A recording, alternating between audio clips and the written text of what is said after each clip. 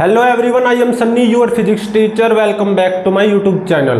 तो देखो, आज के इस लेक्चर में हम क्या पढ़ेंगे। मेन टॉपिक क्या है? Force acting on A current carrying wire placed in magnetic field. मतलब जब एक current carrying wire magnetic field के अंदर रखी हुई हो तो उस पर एक मैग्नेटिक फोर्स आता है और वो होता है आई एल क्रॉस बी। ये पढ़ेंगे, इसके डेरिवेशन को ड्राइव करेंगे और फिर उसके बाद में ये जो हमारा टॉपिक है इसी के ऊपर बेस्ड न्यूमेरिकल्स को सोल्व करेंगे। और फिर उसके बाद में आता है एक छोटा सा इम्पोर्टेंट टॉपिक। तो वो क्या है, मान लो कोई भी arbitrary shaped current carrying wire है, कोई भी शेप है उसकी आर्बिट्रेरी, अभी वो मैग्नेटिक फील्ड में नहीं रखी हुई है।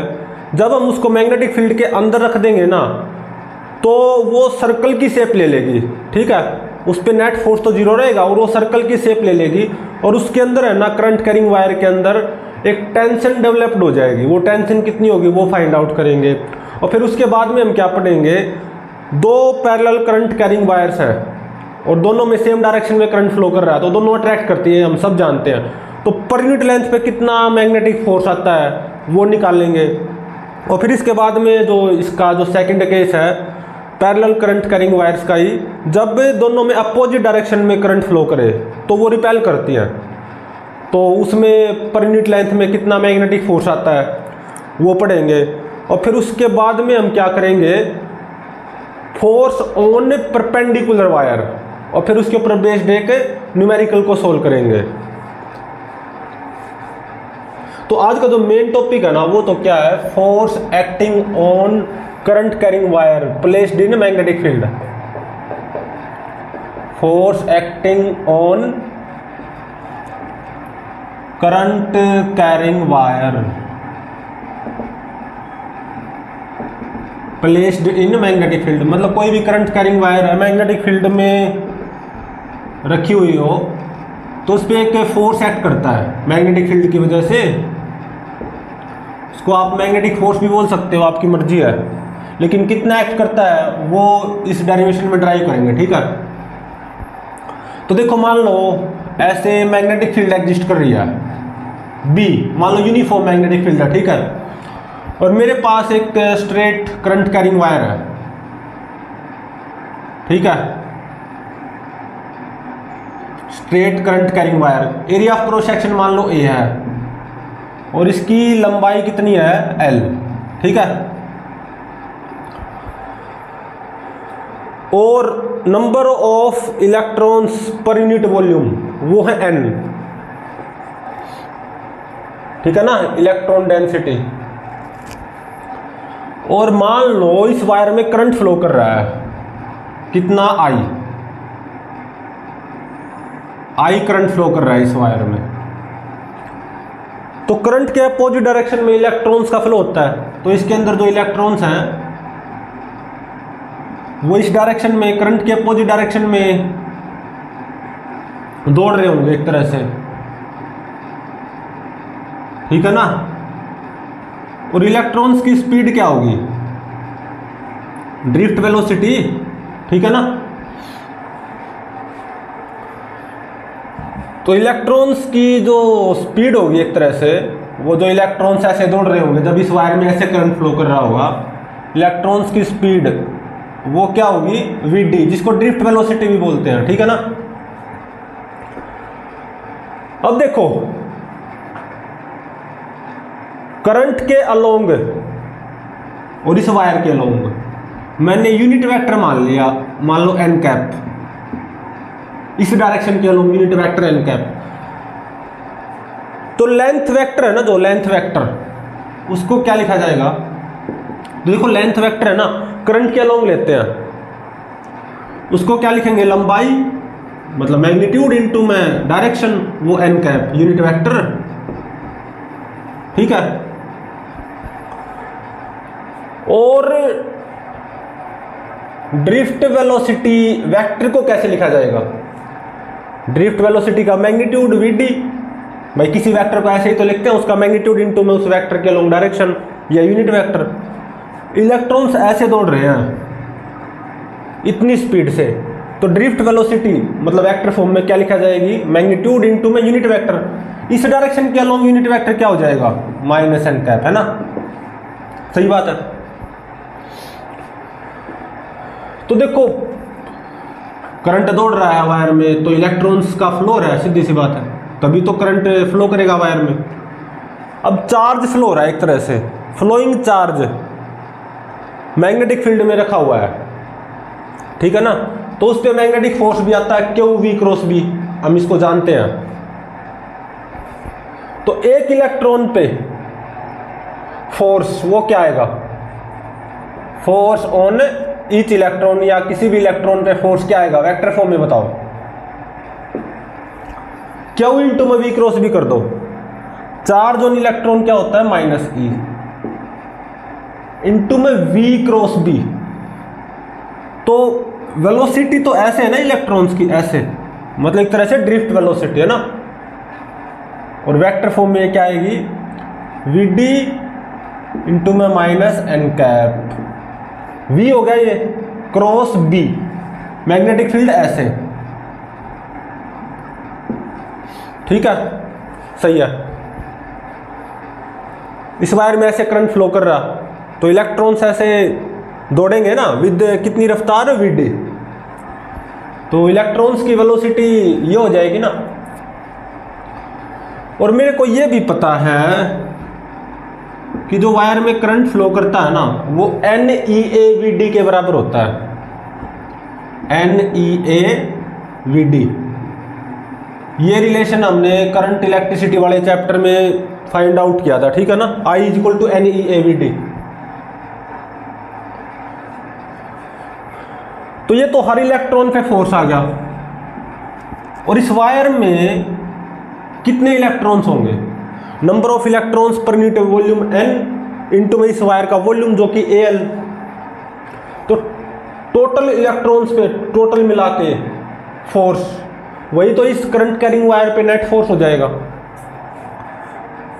तो net force on this current carrying wire, वो देखो क्या लिखा जाएगा, हर इलेक्ट्रॉन पे फोर्स और इंटू में number of, total number of electrons, total number of electrons क्या हो जाएंगे, एन इंटू में ए एल। तो n इंटू में A L total number of electrons, और हर इलेक्ट्रॉन पे ये force minus E V D minus N cap cross B vector, ठीक है ना।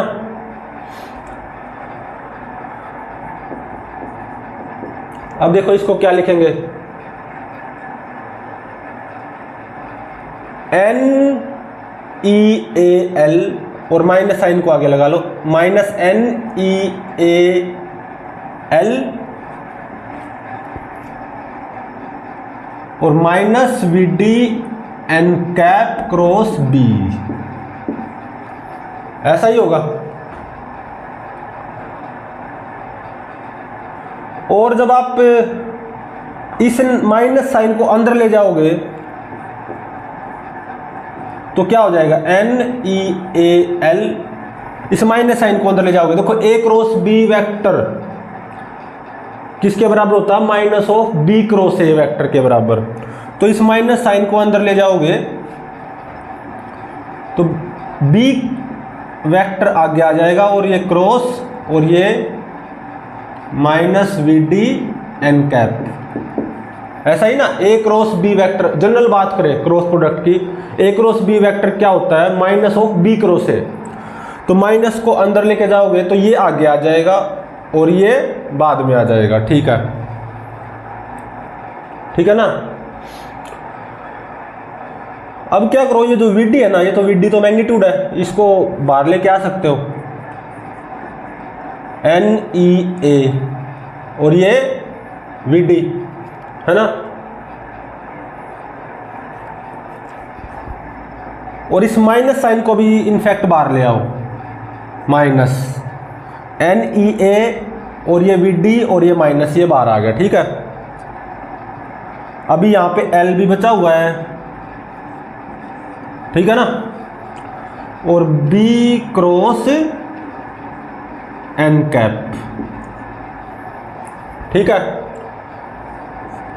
अब क्या करो, इस माइनस साइन को अंदर ले जाओगे, अगेन वही, तो माइनस साइन को अंदर ले जाओगे तो ये क्या बन जाएगा, N E A V D into में एल, ये आगे आ जाएगा ये पीछे, ये माइनस को अंदर लेके जाओगे तो एन कैप क्रॉस बी। ठीक है, इस एल को अंदर लेके जाओ इस वायर की लंबाई को। ठीक है, तो इस वायर पे जो मैग्नेटिक फोर्स आने लग रहा वो कितना आ गया देखो, N E A B D तो आई हो गया, और लंबाई एल और इंटू में एन कैप, वो क्या था लेंथ वेक्टर, और लेंथ वेक्टर करंट के अलोंग लेना है। लेंथ वेक्टर का मैग्नीट्यूड मतलब वायर की लंबाई इंटू में करंट के अलोंग यूनिट वेक्टर है ना, तो एल एन कैप ये क्या बन जाएगा लेंथ वेक्टर एल, और क्रॉस भी तो है ही। तो ये है जो हम ड्राइव करना चाहते थे, इसको याद रखना। ठीक है, आई एल क्रॉस बी ये मैग्नेटिक फोर्स है करंट कैरिंग वायर पे मैग्नेटिक फील्ड की वजह से। ठीक है,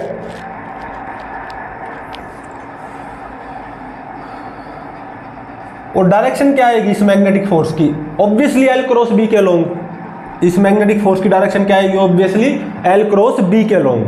और क्रॉस प्रोडक्ट की डायरेक्शन आपको निकालनी आती है, ये हम कर चुके हैं। अब देखो इसमें कुछ केसेस बनते हैं। मैग्नेटिक फील्ड मान लो ऐसे है, यूनिफॉर्म मैग्नेटिक फील्ड, और करंट कैरिंग वायर ऐसे है, और इसमें ऐसे करंट फ्लो कर रहा है आई। वायर की लंबाई मान लो एल, तो इस पे कितना फोर्स आएगा इस करंट कैरिंग वायर पे मैग्नेटिक फील्ड की वजह से, जीरो। वो कैसे, लेंथ वेक्टर ऐसे हो जाएगा और मैग्नेटिक फील्ड भी ऐसे, तो लेंथ वेक्टर और मैग्नेटिक फील्ड में एंगल कितना जीरो, तो एल क्रॉस भी तो जीरो ही आ जाएगा। तो कितना फोर्स आएगा यहाँ पे, जीरो, कोई फोर्स नहीं आएगा इस करंट कैरिंग वायर पे इस मैग्नेटिक फील्ड की वजह से। नेक्स्ट केस देखो क्या बनता है, ऐसे यूनिफॉर्म मैग्नेटिक फील्ड बी और ये करंट कैरिंग वायर, अब की बार इसमें ऐसे करंट फ्लो कर रहा है आई मैग्नेटिक फील्ड के अपोजिट डायरेक्शन में। ठीक है, तो लेंथ वेक्टर ऐसे हो जाएगा और मैग्नेटिक फील्ड ऐसे, लेंथ वेक्टर और मैग्नेटिक फील्ड वेक्टर में एंगल कितना आ गया 180 डिग्री, तो अगेन एल क्रॉस बी क्या हो जाएगा जीरो। तो यहाँ पे भी कोई मैग्नेटिक फोर्स नहीं आएगा इस करंट कैरिंग वायर पे मैग्नेटिक फील्ड की वजह से। ठीक है,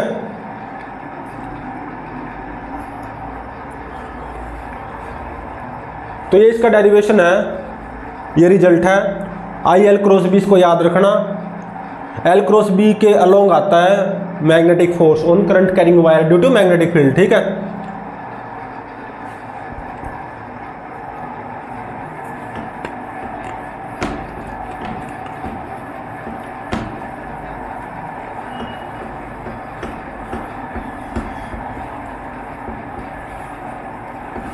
तो देखो इसको याद रखना। ठीक है, नहीं आज के इस पूरे लेक्चर में इसी का यूज होना है, I L cross B, L cross B के अलोंग मैग्नेटिक फोर्स की डायरेक्शन, और ये फोर्स किस पे है, करंट कैरिंग वायर पे ड्यू टू मैग्नेटिक फील्ड।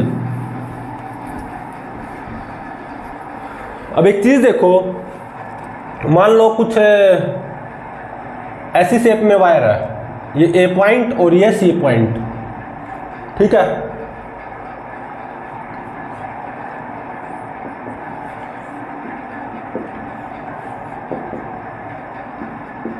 और ऐसे परपेंडिकुलर डाउनवर्ड मान लो यूनिफॉर्म मैग्नेटिक फील्ड एग्जिस्ट कर रही है बी, और इसमें करंट फ्लो कर रहा है इस वायर में आई। ठीक है ना, और मैग्नेटिक फील्ड वैसे कुछ भी हो सकती है, जैसे कि यहां पे मैंने डाउनवर्ड मान ली। ठीक है ना, मैग्नेटिक फील्ड को वेक्टर फॉर्म में क्या लिखा जाएगा, मैग्नीट्यूड जो कि बी और डायरेक्शन क्रॉस से दिखा सकते हो, और या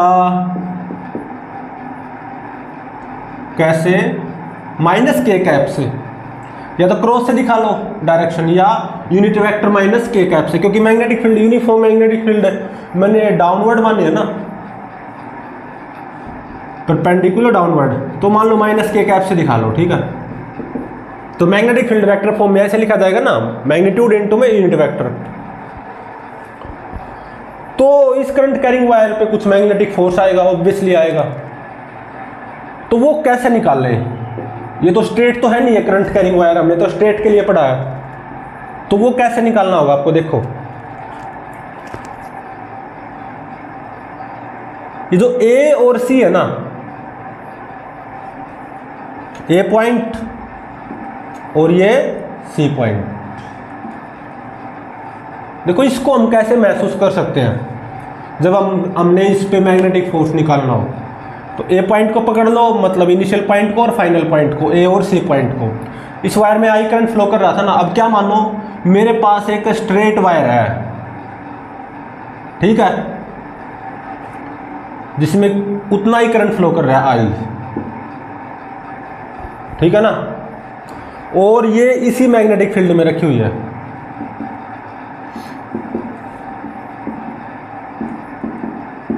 perpendicular downward B magnetic field.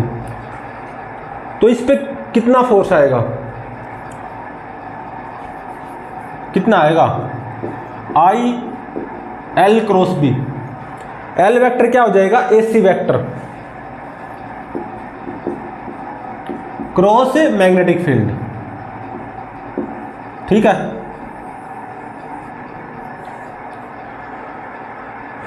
Obviously इस पे जो फोर्स आएगा, मैग्नेटिक फोर्स जो आपको दिखाई दे रहा है, एल क्रॉस बी के अलोंग आएगा, AC vector cross B vector के अलोंग।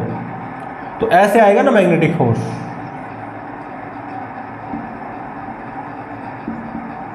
एफ, ठीक है। इतना ही मैग्नेटिक फोर्स एफ और इसी डायरेक्शन में इस आर्बिट्रेरी शेप वायर पे भी आ जाएगा। नेट फोर्स एफ एस, ठीक है। तो कोई आर्बिट्रेरी शेप की करंट कैरिंग वायर हो, मैग्नेटिक फील्ड में रखी हुई हो, यूनिफॉर्म मैग्नेटिक फील्ड में, उसमें करंट फ्लो कर रहा हो, तो उस पर कितना टोटल या नेट मैग्नेटिक फोर्स आएगा वो निकालना हो तो आपको करना क्या है? इनिशियल पॉइंट को पकड़ लो और फाइनल पॉइंट को पकड़ लो। ऐसे आई करंट फ्लो कर रहा है तो एक वायर ले लो, ऐसे आई करंट फ्लो करे, स्ट्रेट वायर, और इसको भी उसी मैग्नेटिक फील्ड में रख दो। इस पे जितना फोर्स एक्ट करेगा ना मैग्नेटिक फोर्स, इस पे भी उतना ही करेगा, ठीक है।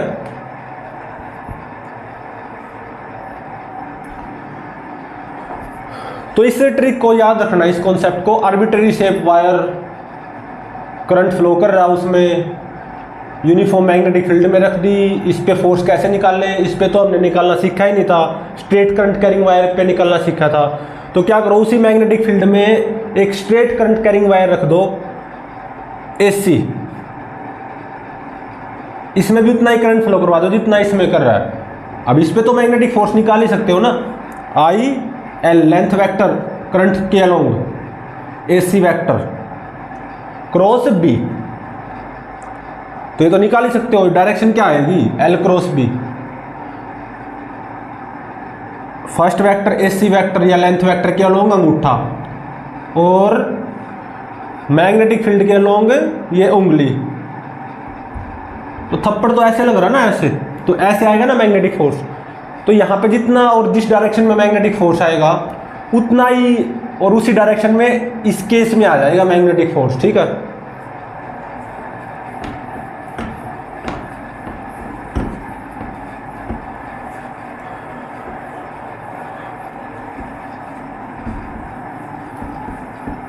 अब इसी के ऊपर बेस्ड कुछ न्यूमेरिकल्स को सोल्व करते हैं।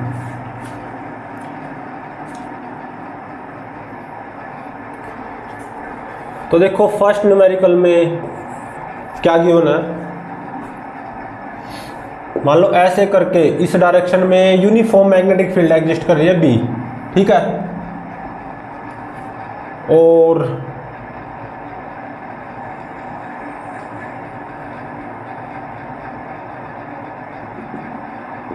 ये करंट कैरिंग वायर है, ठीक है, और इसमें करंट फ्लो कर रहा है भाई ऐसे, कैसे ही मान लो, जैसे कि मैंने ऐसे मान लिया, कितना आई करंट फ्लो कर रहा है। और ये सर्कल का पोर्शन है, ठीक है ना। ये करंट कैरिंग वायर क्या है, सर्कल का पोर्शन, और ये सर्कल का सेंटर हो गया। रेडियस कितनी होगी, आर।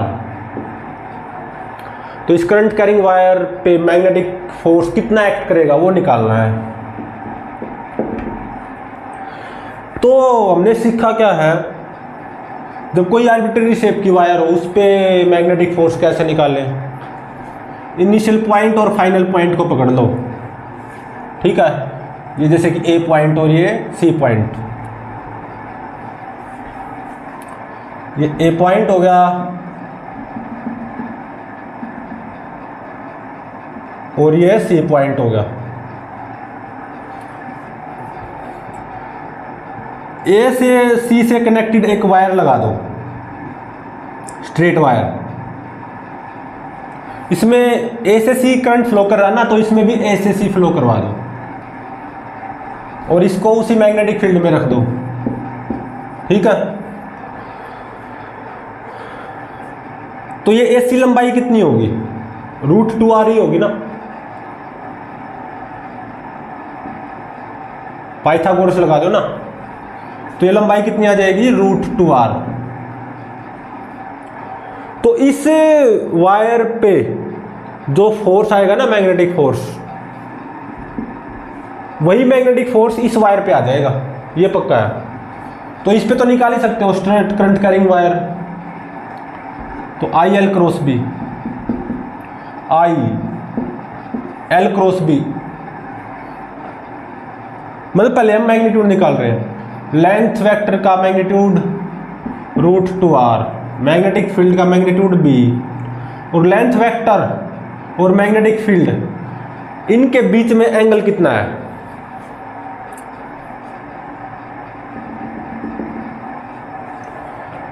मैग्नेटिक फील्ड ऐसे है ना b, और लेंथ वेक्टर ऐसे है, और ये मान लो एंगल थीटा, तो साइन थीटा, ठीक है ना। लेंथ वेक्टर ऐसे, मैग्नेटिक फील्ड ऐसे, इनके बीच में एंगल थीटा, तो क्या आ जाएगा, साइन थीटा। तो I √2RB। अब ये साइन थीटा पता लगा लो कैसे न कैसे करके। ये थीटा, तो ये कितना हो गया, 180 माइनस थीटा, है ना।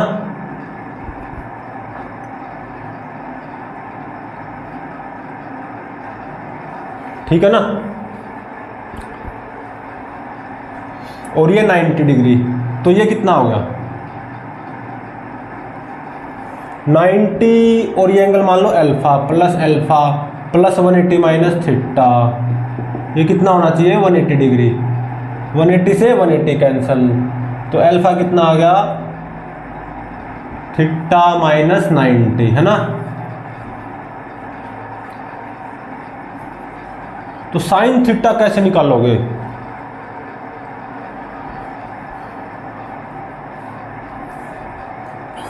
साइन 180 माइनस थीटा कितना होता है, साइन 180 माइनस थीटा बताओ कितना होता है।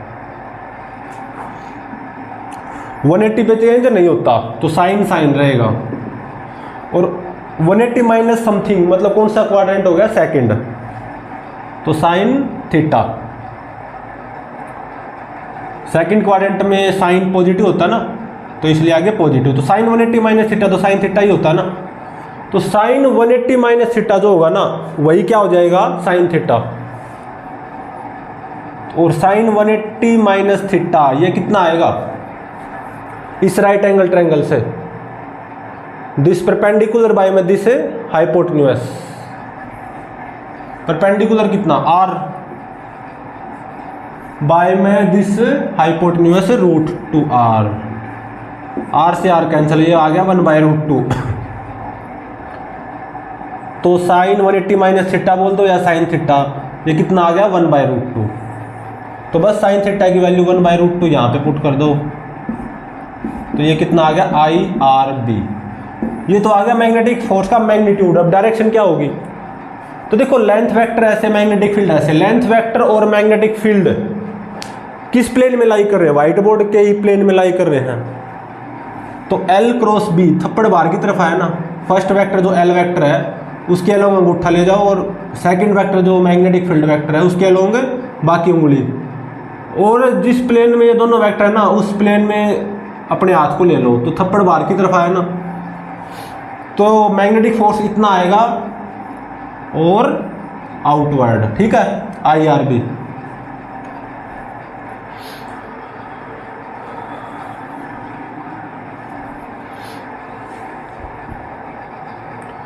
और अब नेक्स्ट न्यूमेरिकल देखो, और ये जो मैग्नेटिक फोर्स आया ना इस पे भी इतना ही आ जाएगा इसी डायरेक्शन में, आउटवर्ड और IRB।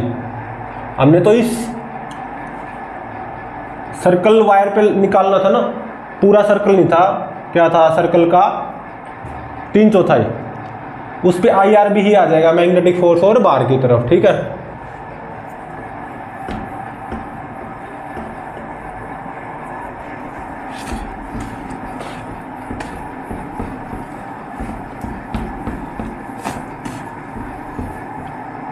अब नेक्स्ट न्यूमेरिकल देखो,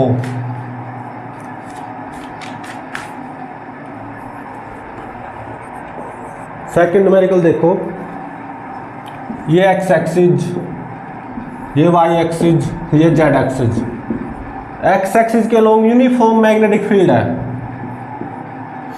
ठीक है, बी या बी नोट कह दो। एक्स एक्सिस के along uniform magnetic field exist कर रही है,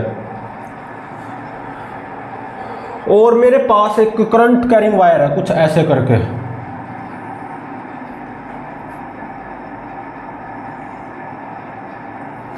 ठीक है,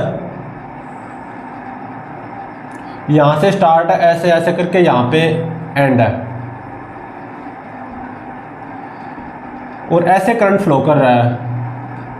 और ये वायर कैसे है, इस पॉइंट के कोऑर्डिनेट्स हैं L,0,0, इस पॉइंट के L,L,0, ठीक है, इस पॉइंट के 0,L,0, ठीक है, इस पॉइंट के क्या हो जाएंगे,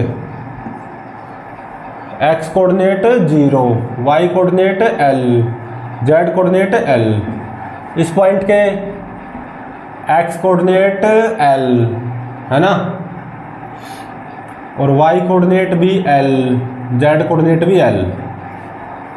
तो ऐसे है करंट कैरिंग वायर, और कितना करंट फ्लो कर रहा है, I, यूनिफॉर्म मैग्नेटिक फील्ड में रखी हुई है। तो इस करंट कैरिंग वायर पे नेट फोर्स कितना एक्ट करेगा वो निकालना है।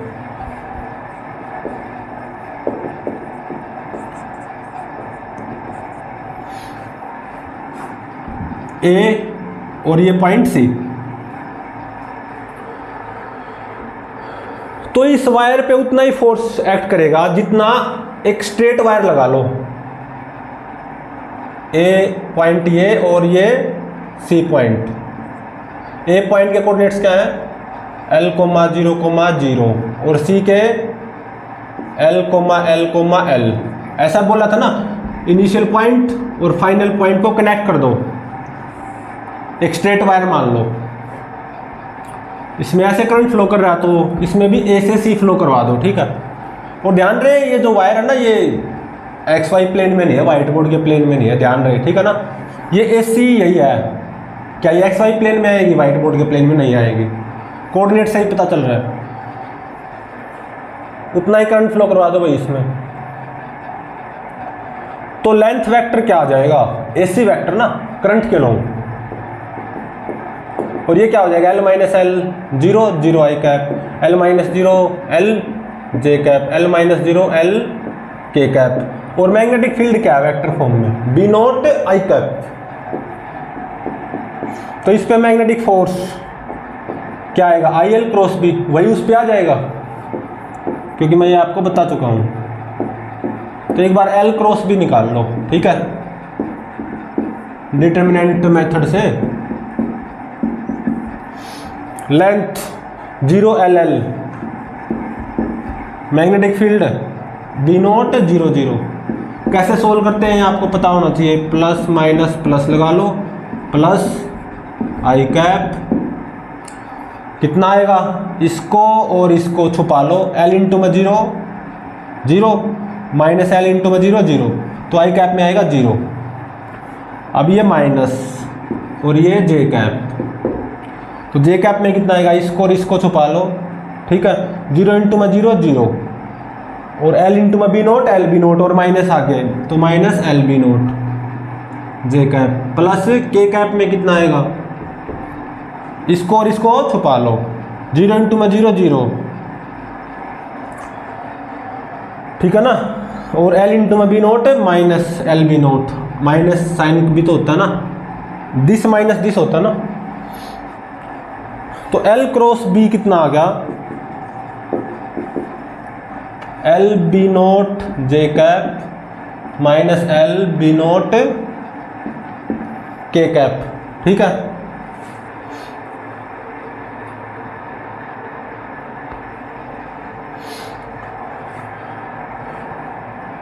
तो कितना फोर्स आ जाएगा, आई एल क्रॉस बी, ठीक है ना।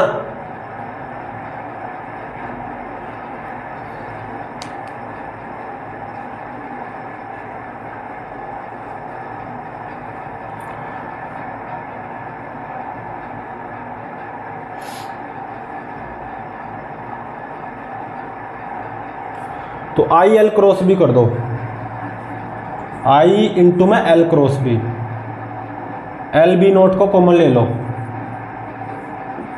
ठीक है, J cap minus K cap, इतना आ जाएगा force on this current carrying wire due to that magnetic field. Magnitude में कितना होगा, I L B naught into में रूट टू, ठीक है।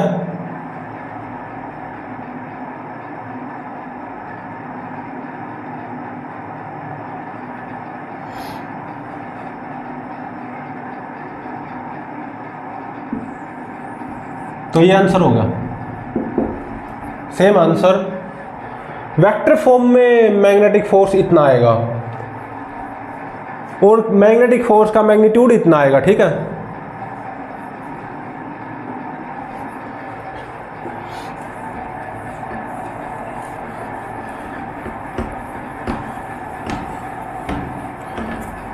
अब हम एक बहुत इंपॉर्टेंट चीज पढ़ेंगे,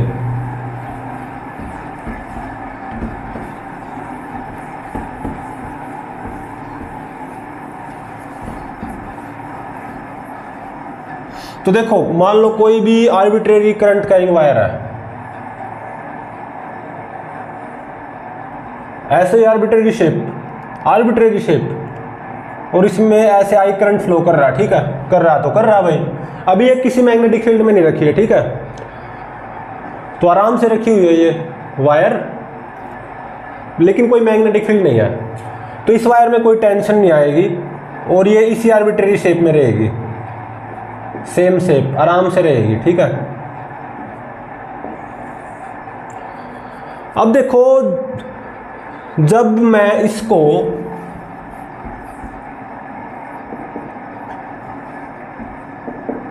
इस यूनिफॉर्म मैग्नेटिक फील्ड में रख दूंगा, इसको इस यूनिफॉर्म मैग्नेटिक फील्ड में, तो क्या होगा इसके साथ,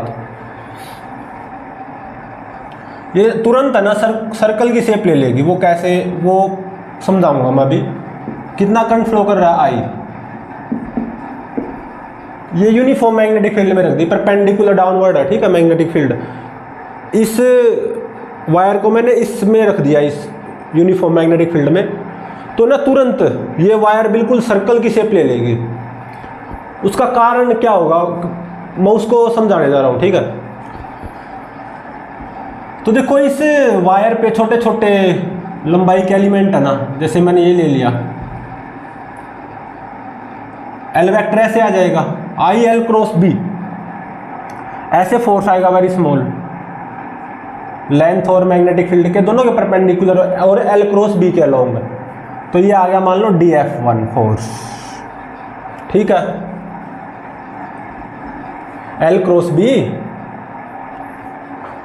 और इसके अपोजिट ये है एलिमेंट, ऐसे करंट फ्लो करेगा, तो इस पे कितना फोर्स आएगा, L क्रॉस B ऐसे,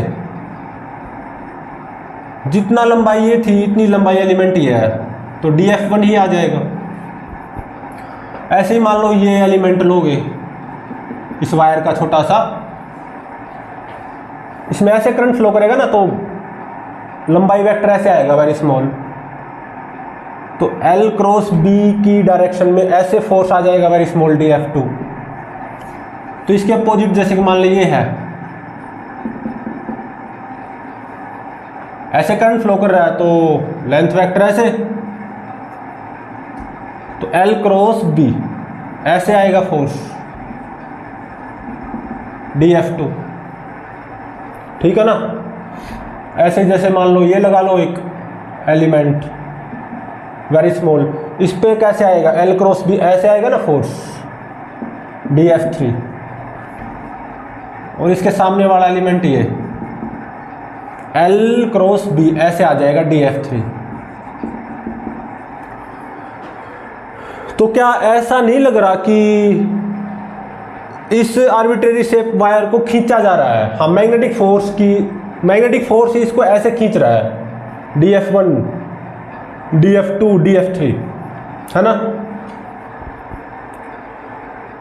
तो कोई भी एक धागा ले लो, उसको ऐसे खींचोगे आप, दो जने ऐसे खींच रहे हैं और कोई दो ऐसे खींच रहे हैं और कोई दो ऐसे खींच रहे हैं, ऐसे ही यहाँ पे भी एलिमेंट आएगा, यहाँ पे भी सारा कवर होना है ना वायर। तो आपको क्या लग रहा है ये कौन सी शेप ले लेगा? सर्कल की शेप। और क्योंकि इसको ऐसे खींचा जा रहा है, ऐसा लग रहा है ना, सर्कल की शेप तो ये तुरंत लेगा ही, और उसमें टेंशन भी आ जाएगी, क्योंकि इसको ऐसा लग रहा है, इसको ऐसे खींचा जा रहा है, तो इसमें टेंशन भी आ जाएगी, ठीक है। तो तुरंत ये जो आर्बिट्रेरी शेप की वायर थी, ये तुरंत सर्कल की शेप ले लेगी, ठीक है। आर्बिट्रेरी शेप की लंबाई क्या थी? लेंथ L, टोटल लंबाई मान लो L थी। तो इसको इस मैग्नेटिक फील्ड में रखेंगे तो ऐसा लग रहा था ना, इसको ऐसे ऐसे करके खींचा जा रहा था बाय मैग्नेटिक फोर्स, तो ये तुरंत उसकी वजह से सर्कल की शेप ले लेगी, ठीक है। और इसमें आई करंट फ्लो करता रहेगा, और इसमें टेंशन आ जाएगी इस वायर में, क्योंकि ऐसे ऐसे वो फोर्स खींच रहे थे ना, इसको खींचने की वजह से सर्कल की फॉर्म ले ली, खींचा तो फिर भी जाएगा ऐसे ऐसे ऐसे, तो उसकी वजह से इसमें टेंशन आ जाएगी, टेंशन इन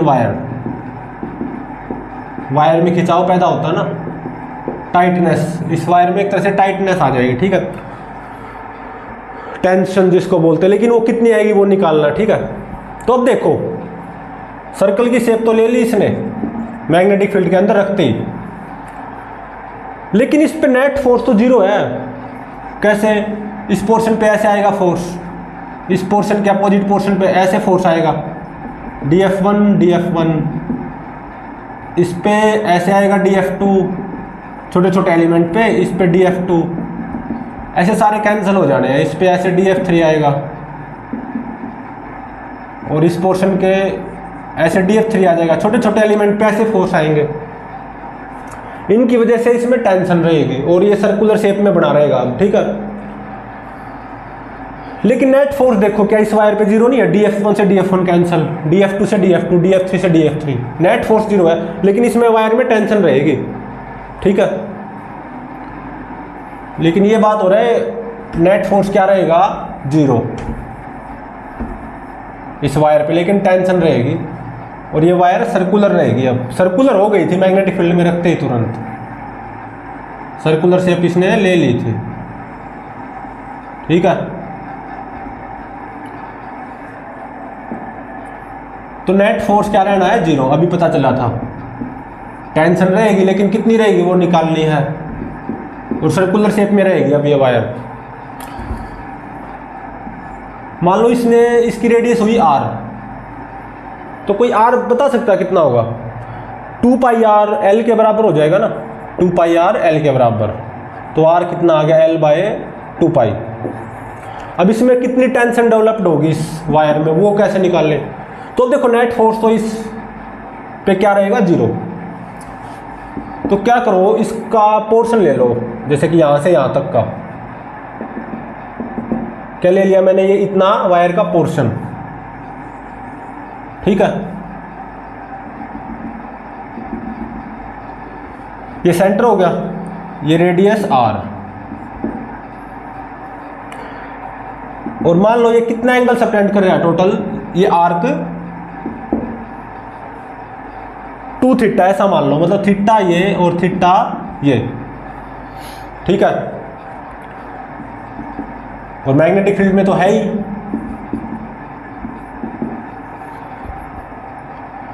तो इतने पोर्शन पे कितना मैग्नेटिक फोर्स आएगा और किस डायरेक्शन में।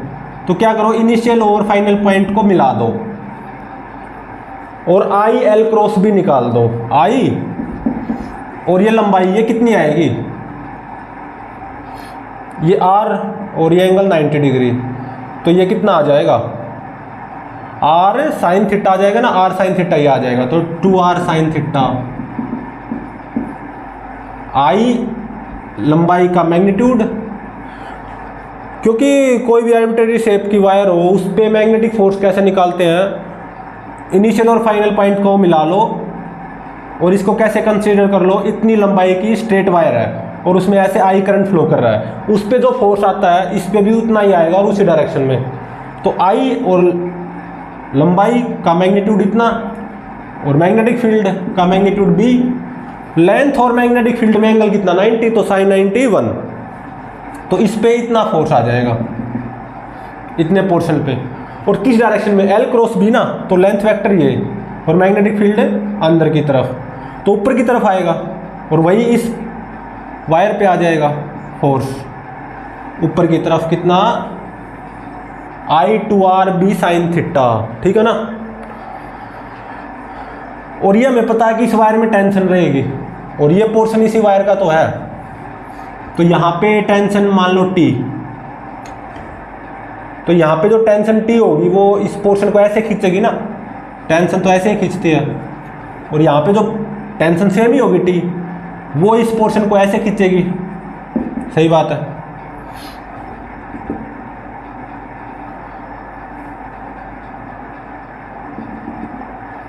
अब देखो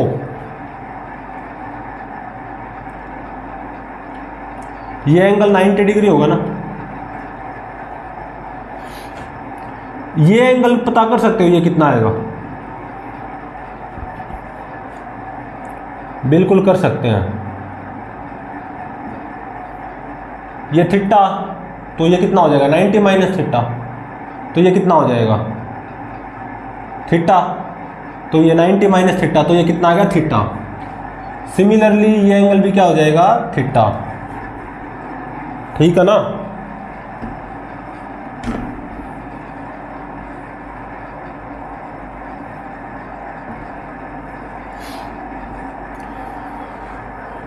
अब इस टेंशन को है ना दो कंपोनेंट में रिजोल्व कर लो, ये कंपोनेंट क्या टी कोस थीटा और ये कंपोनेंट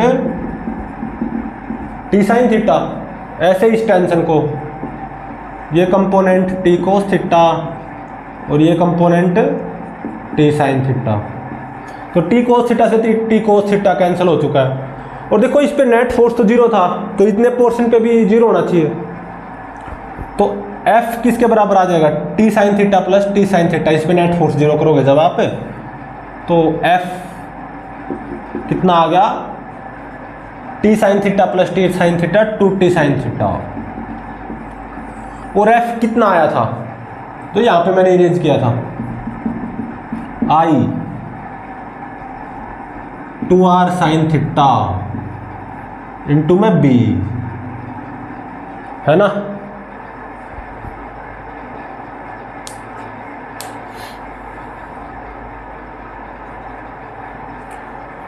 तो ये F की वैल्यू यहां पुट कर दो, I2RB sine theta is equal to 2t sine theta, sine theta से साइन थीटा कैंसिल, 2 से 2,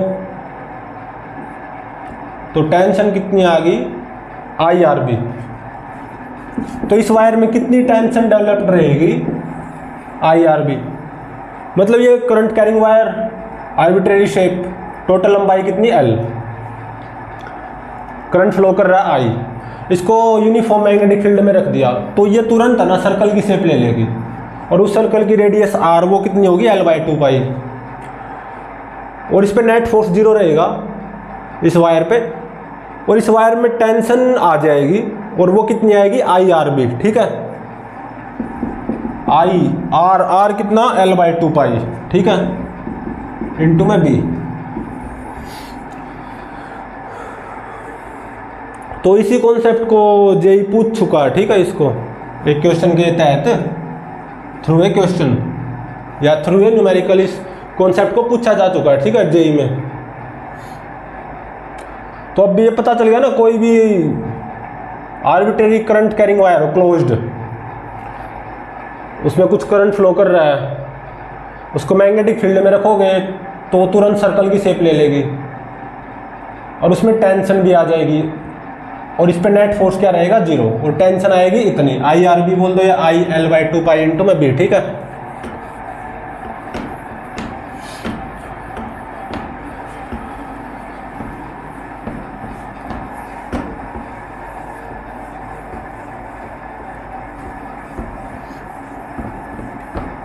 अब हम क्या करेंगे, दो पैरेलल करंट कैरिंग वायर्स के बीच में जो मैग्नेटिक फोर्स आता है,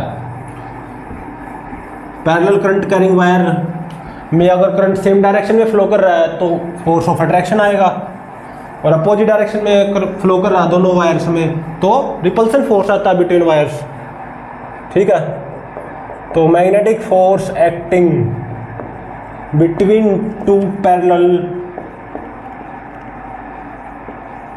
करंट कैरिंग वायर्स,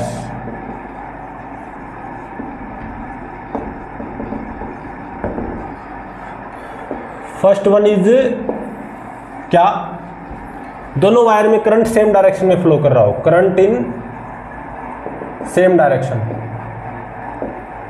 तो सब जानते हैं कि वायर्स अट्रैक्ट करती हैं एक दूसरे को, कितने फोर्स से अट्रैक्ट करती हैं वो पता चलेगा अभी, और अट्रैक्ट क्यों करती है वो भी पता चलेगा।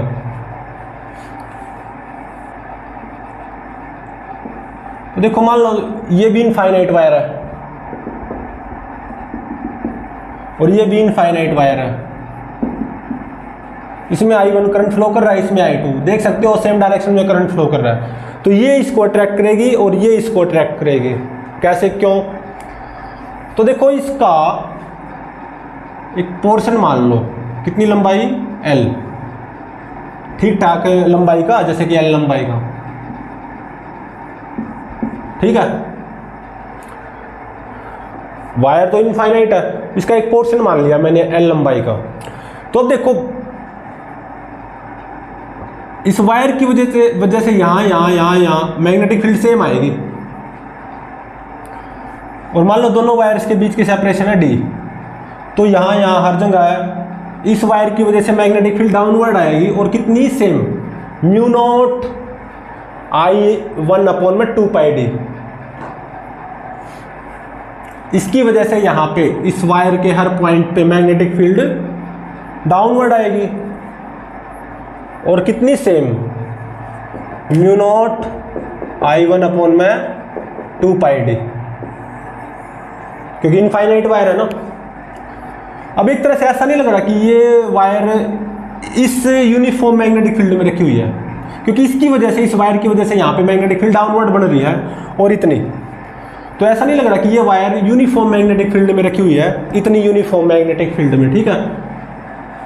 तो इस वायर पे कुछ मैग्नेटिक फोर्स भी आएगा IL×B के हवाले से। डायरेक्शन क्या आएगी, देखो लेंथ वेक्टर करंट के लॉन्ग, और मैग्नेटिक फील्ड इस वायर की वजह से यहाँ पे डाउनवर्ड, तो थप्पड़ तो ऐसे लगा ना L×B। तो इसका मतलब इस वायर की वजह से इस वायर पे फोर्स ऐसे आएगा, ठीक है। और इस वायर की वजह से मैं मान लो इस पूरी वायर पे फोर्स नहीं निकाल रहा, इस पूरी वायर के एक हिस्से पे फोर्स निकाल रहा हूँ, L लंबाई के हिस्से पे। हाँ फोर्स तो ऐसे ही आएगा इसी डायरेक्शन में, लेकिन कितना आएगा, ये F फोर्स इतने हिस्से पे ऐसे, IL×B कर दो, I2 एल लंबाई एल, मैग्नेटिक फील्ड का magnitude mu naught I1 by में 2πd, और लेंथ वेक्टर और मैग्नेटिक फील्ड के बीच में एंगल 90, तो साइन 90 1 हो गया। तो फोर्स पर यूनिट लेंथ कितना आ गया, mu naught I1 I2 by में 2πd, ठीक है। मतलब इस वायर की वजह से इस वायर के पर यूनिट लेंथ पे इस डायरेक्शन में फोर्स आएगा, और कितना, mu naught I1 I2 bye 2πd per unit length पे। इस वायर की वजह से इस वायर के पर यूनिट लेंथ पे इस डायरेक्शन में फोर्स कितना आएगा, इतना।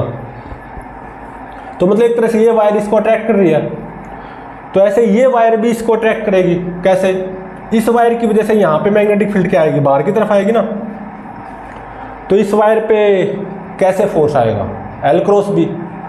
L क्रॉस बी तो थप्पड़ ऐसे आया ना, तो दोनों वायर एक दूसरे को क्या करेंगी, अट्रैक्ट, और दोनों वायर के बीच में जो अट्रैक्शन फोर्स आएगा वो कैसे एक तरह से हम महसूस करते हैं, इस वायर की वजह से इस वायर के पर यूनिट लेंथ पे इतना फोर्स ऑफ अट्रैक्शन आएगा। ऐसे ही इस वायर की वजह से इस वायर के पर यूनिट लेंथ पे इस डायरेक्शन में इतना फोर्स ऑफ अट्रैक्शन आएगा, ठीक है। तो ये है ना जिसको मैंने अभी सर्कल किया है, इसको याद रखना हमेशा, ठीक है। और एक और चीज़ है, ये तो करंट सेम डायरेक्शन में है, अगर करंट दोनों पैरेलल करंट कैरिंग वायर में अपोजिट डायरेक्शन में फ्लो कर रहा हो, current flowing in opposite direction, तो दोनों वायर रिपेल करती है। वो कैसे, मान लो इस वायर में ऐसे करंट फ्लो कर रहा है I1, बहुत लंबी वायर है, इस वायर में अपोजिट डायरेक्शन में करंट फ्लो कर रहा है ऐसे I2, तो इस वायर की वजह से इस वायर पे इस तरफ आएगा फोर्स, क्योंकि इस वायर की वजह से यहाँ पे मैग्नेटिक फील्ड डाउनवर्ड आएगी ना, और L क्रॉस बी करना, L अब नीचे की तरफ हो जाएगा, L क्रॉस बी ऐसे आया ना मैग्नेटिक फोर्स इस वायर की वजह से इस वायर पे। अब इस वायर की वजह से यहाँ पे मैग्नेटिक फील्ड कैसे आएगी, डाउनवर्ड आएगी, देख सकते हो डाउनवर्ड, इस वायर की वजह से यहाँ पे मैग्नेटिक फील्ड डाउनवर्ड आएगी, है ना। तो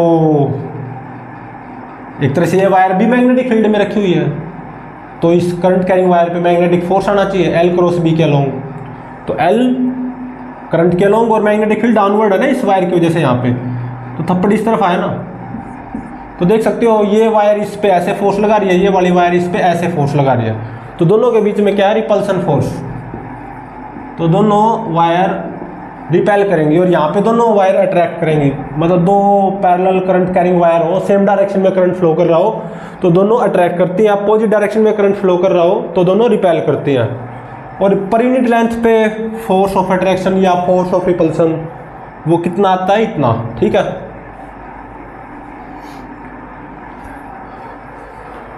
अब हम है ना इस केस में और उस केस में मैग्नेटिक फील्ड लाइंस दिखाएंगे, मैग्नेटिक फील्ड लाइंस रिप्रेजेंटेशन, वो भी तो पता होना चाहिए ना।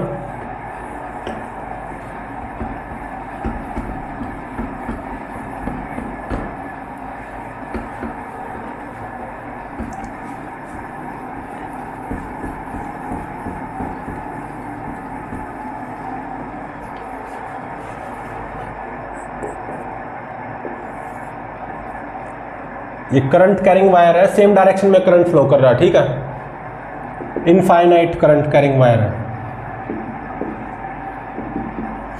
ठीक है ना। तो ये अट्रैक्ट करती हैं, लेकिन मान लो इनको ऐसे पकड़ा हुआ है, ठीक है, तो इनके जो मैग्नेटिक फील्ड लाइंस आएंगी दोनों की मिला के वो कुछ ऐसे आएंगे।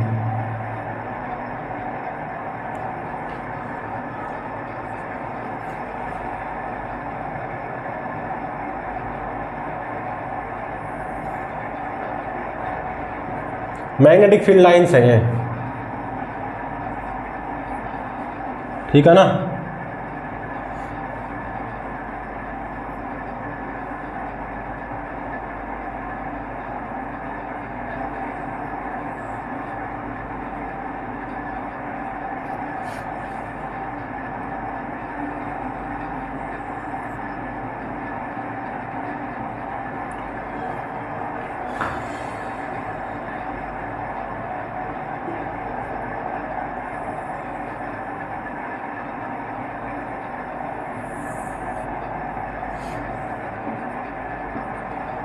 कुछ ऐसी होती है magnetic field lines.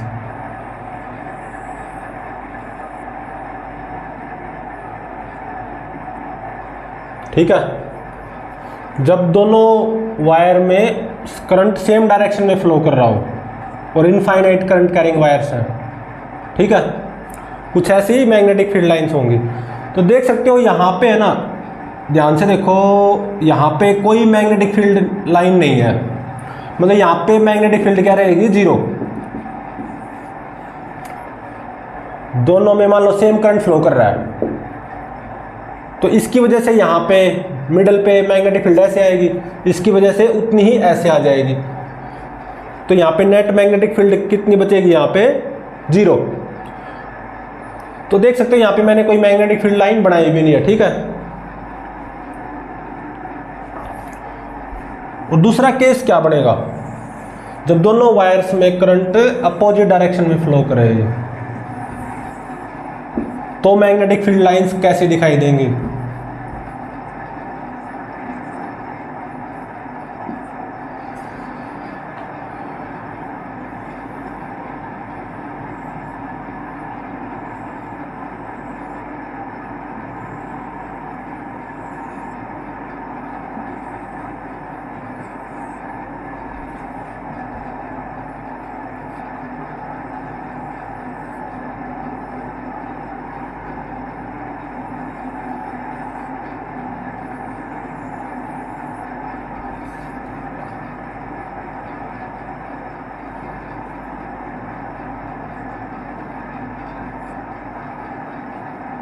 Magnetic field lines representation है ये, और कुछ नहीं है, ठीक है ना।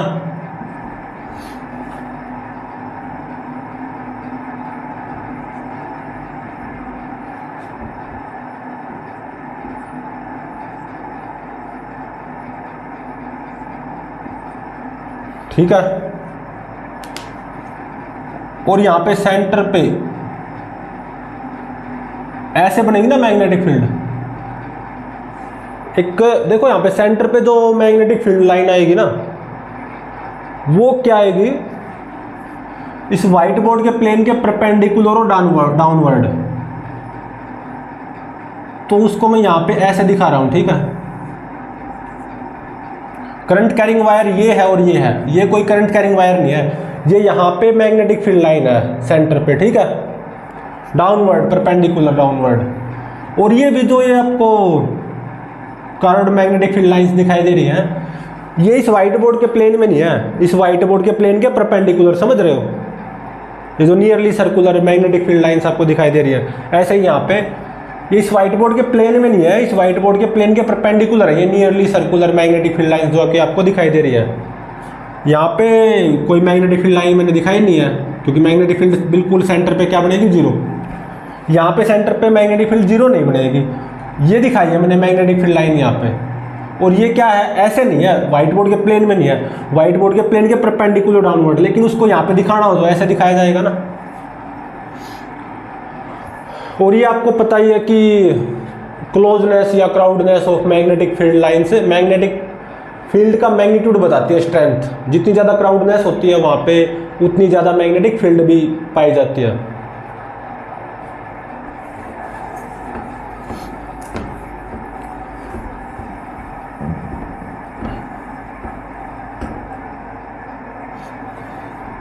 ऐसे आएगा ना ये,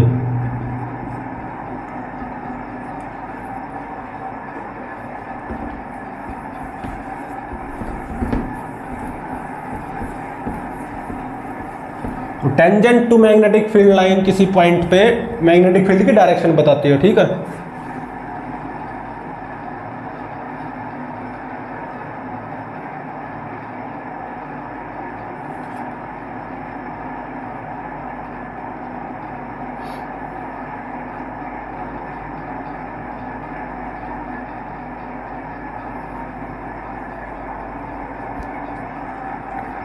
अब देखो नेक्स्ट टॉपिक है फोर्स ऑन परपेंडिकुलर वायर्स।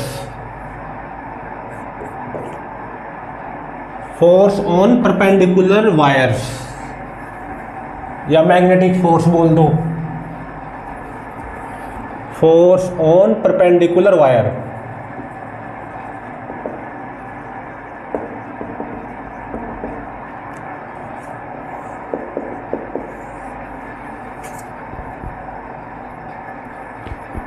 मान लो ये एक इनफाइनाइट करंट कैरिंग वायर है, कितना करंट फ्लो कर रहा है, मान लो I1, ठीक है। और यहाँ पे एक करंट कैरिंग वायर ये है, इसमें कितना करंट फ्लो कर रहा है I2। ये दूरी है मान लो D और ये लंबाई है L। एक करंट कैरिंग वायर ये, एक करंट कैरिंग वायर ये, इसमें I1 करंट फ्लो कर रहा है, इसमें I2। इस वायर की लंबाई L है और इस वायर की लंबाई इनफाइनाइट। तो देख सकते हो दोनों वायर परपेंडिकुलर है ना, तो इस वायर की वजह से मैग्नेटिक फील्ड बनेगी यहाँ पे, तो इस करंट कैरिंग वायर पे मैग्नेटिक फोर्स भी आएगा। तो इस करंट कैरिंग वायर पे कितना मैग्नेटिक फोर्स आएगा वो निकालना, ठीक है। तो अब देखो इनफाइनाइट करंट कैरिंग वायर की वजह से मैग्नेटिक फील्ड देखो, आप ऐसे जाते जाओगे तो मैग्नेटिक फील्ड क्या होती जाएगी, कम होती जाएगी ना, म्यू नॉट आई अपॉन में 2πr, mu naught I1 by में 2πr, यही होती है। दूर जाते जाओगे R बढ़ता जाएगा तो मैग्नेटिक फील्ड कम होती जाएगी। तो सीधी सी बात है, ये वायर यूनिफॉर्म मैग्नेटिक फील्ड में तो रखी हुई है नहीं, कम से कम ये तो बात पक्की है। और इस पे मैग्नेटिक फोर्स भी निकालना है, तो उसके लिए हमें क्या करना होगा, इस वायर का एक छोटा सा एलिमेंट मानना होगा, ठीक है ना।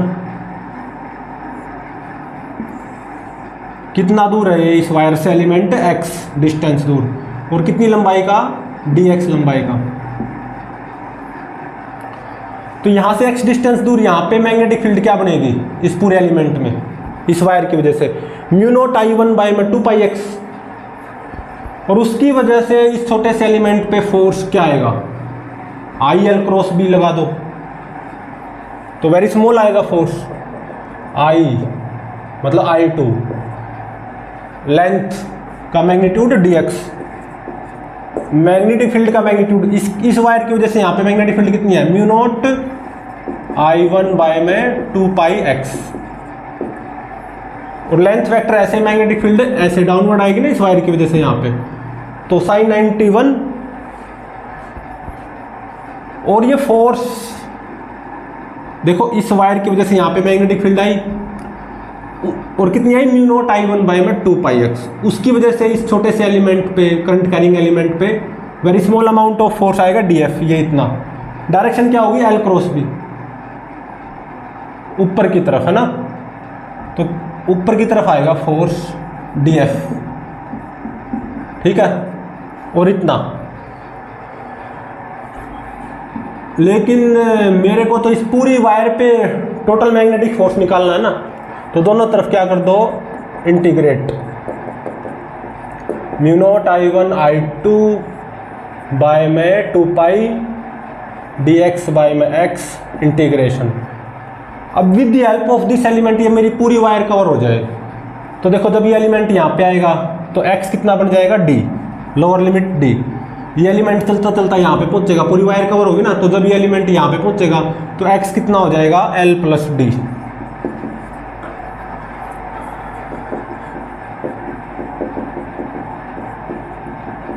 वन अपॉन में x का इंटीग्रेशन क्या होता है, log x, और upper limit minus lower limit करोगे तो क्या आएगा, log L plus d minus log d। तो mu naught I1 I2 by में 2π log L plus d by में d, log की प्रॉपर्टी का यूज करते हुए, ठीक है। इसको याद रखना, फोर्स ऑन परपेंडिकुलर वायर या magnetic force on perpendicular wire, ठीक है। इसका यूज होगा अभी जो हम न्यूमेरिकल करेंगे, ठीक है। और ये फोर्स अपवर्ड डायरेक्शन में आएगा, क्योंकि df1 df2 df3 सारे फोर्स अपवर्ड है ना, तो ये फोर्स क्या आएगा, अपवर्ड डायरेक्शन में उस वायर पे मैग्नेटिक फोर्स, ठीक है।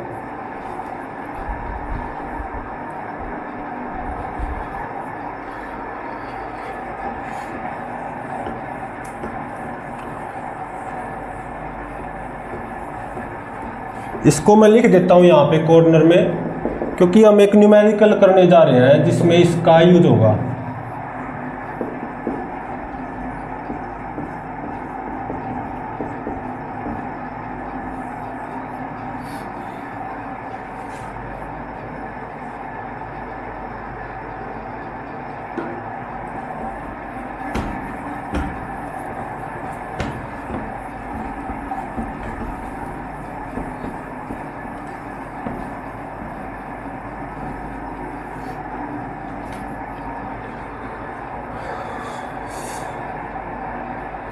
तो देखो न्यूमेरिकल देखो, एक क्या गिवन है, एक इनफाइनाइट करंट कैरिंग वायर है, ठीक है, इसमें आई करंट फ्लो कर रहा है, I1 मान लो,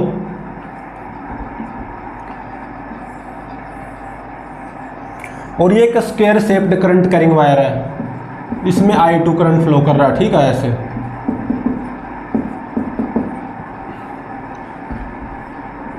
स्क्वायर की लंबाई कितनी है, स्क्वायर की साइड लेंथ मान लो a, और ये दूरी भी a है। तो इस करंट कैरिंग वायर की वजह से इस स्क्वायर करंट कैरिंग वायर पे मैग्नेटिक फोर्स निकालना है, ठीक है। इस पोजीशन पे कितना आएगा, तो अब देखो ये इस वायर में ऐसे करंट फ्लो कर रहा, और इस वायर में भी ऊपर की तरफ ही करंट फ्लो कर रहा है इतने पोर्शन में, तो ये इसको अट्रैक्ट करेगी ना, इतने पोर्शन को सेम डायरेक्शन में करंट फ्लो करता है, तो फोर्स ऑफ अट्रैक्शन आता है, वो मान लो F बनाएगा। और ये देखो अपोजिट डायरेक्शन में हो गया, तो इसकी वजह से इतने पोर्शन पे फोर्स ऑफ रिपल्सन आएगा, वो मान लो F2 होगा, ठीक है।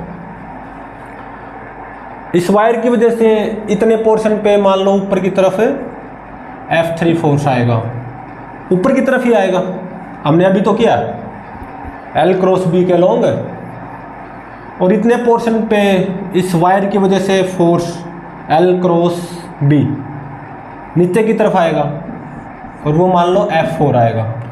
तो F3 निकालना है एक बार, तो उस फॉर्मूले का यूज होगा ना, force on perpendicular wire, mu naught I1 I2 by में 2 पाई लॉग L कितना हो गया A प्लस D कितना हो गया A बाय में D A, तो A plus A 2A by में A 2,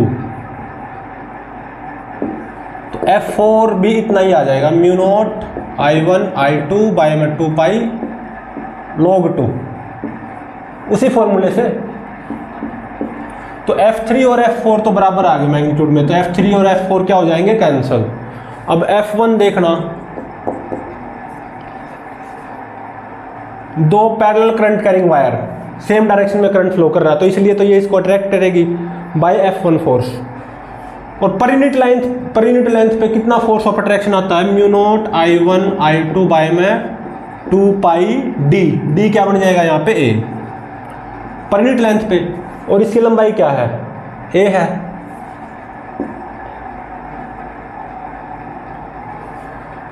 ठीक है ना, तो F1 कितना आ गया, mu naught I1 I2 by में 2 पाई, F2